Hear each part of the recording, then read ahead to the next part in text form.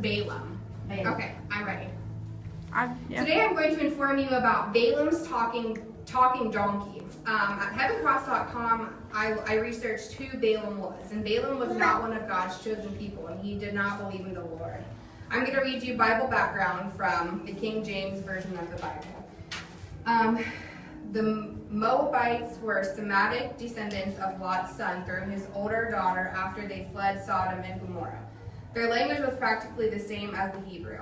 Moab lay east and southeast of the Dead Sea, putting them in the direct path of the Israelites on their journey to the Promised Land. They were an obscene and idolatrous people with a history of conquering and being conquered. The prophets made mention of their prosperity, pride, and contempt for Israel. The only good thing coming from Moab was Ruth, who accepted the Hebrew God and was the grandmother of David. They eventually disappeared as a nation. Numbers 22 states the Moabites were distressed because of the children of Israel, complaining about the Israelites devouring the land. Although the Israelites passed to the east of Moab's territory, their defeat of the Amorites and settling on the northern borders of Moab led Moab's king to fear the powerful group and the ally himself with the Midianites. The International Standard Bible Encyclopedia states that Balaam knew the Lord of the Israelites, but his knowledge was dimmed and corrupted by the heathen conceptions. He knew to obey God, but he wanted his own selfishness to prevail. Okay, so now I'm going to reveal the word, the amazing stories, which the publisher's Word of Flame. Who knows what a timeline is? Raise your hand if you know what a timeline is. I know. Okay, what's a timeline? A timeline is a story of life. Story of your life? Okay. A timeline is a way to keep track of important events over a period of time. This is my, okay, why am I going to do this in my time? So, in Numbers 22, we find God's people, the Israelites camping in the fields of Moab by the Jordan River. They had just finished a mighty battle against the Amorites and won. They were minding their own business, not fighting anyone. When Balak, king of Moab, heard how the Israelites had beaten the Amorites, now his people, the Moabites, were afraid the Israelites would attack them. King Balak sent messengers with gifts to a prophet named Balaam, asking, it's Balaam, isn't it? Balaam asking him to come and curse the Israelites so Balak's army could destroy them. A curse is the opposite of a blessing. Instead of good things, the Moabites wanted bad things to happen to the Israelites.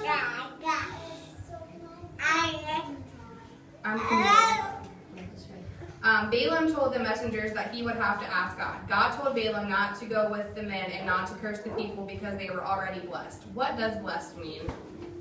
Raise your hand if you know what blessed means. What's it mean? They're already thankful.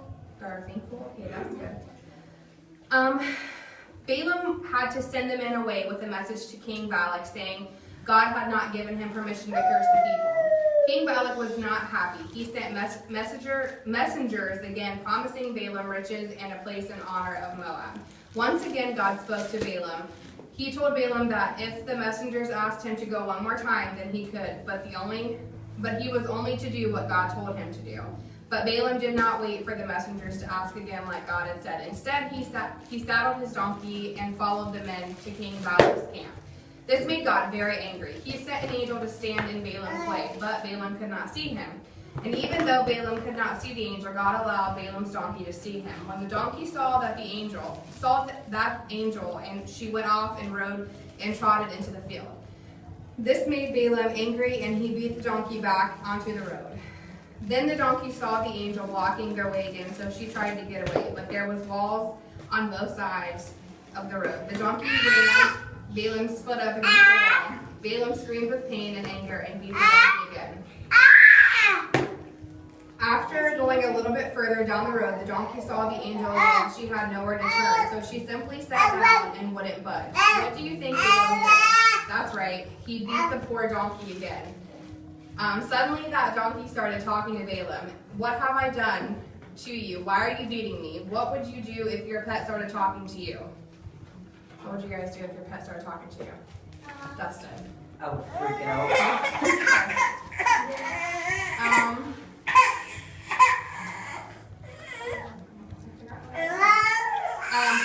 Balaam was so angry he didn't even realize his donkey was talking. He just wanted to answer her back because you are making fun of me. And if I had a sword, I would kill you right now. The donkey reminded Balaam that she had never misbehaved before. And all of a sudden, Balaam saw the angel standing with his sword drawn. God let Balaam realize how the angel and the donkey were trying to save Balaam's life. If Balaam had continued going to the enemy, he would have never been disobeying God. The donkey that saved Balaam's life showed Balaam that God would do anything to get his attention.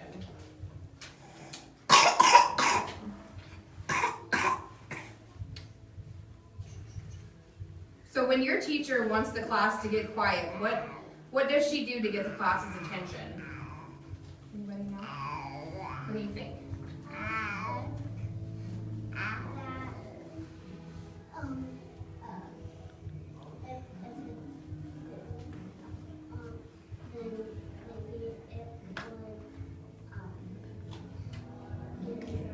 Okay. When your mom or dad need your help, what do they do to get your attention?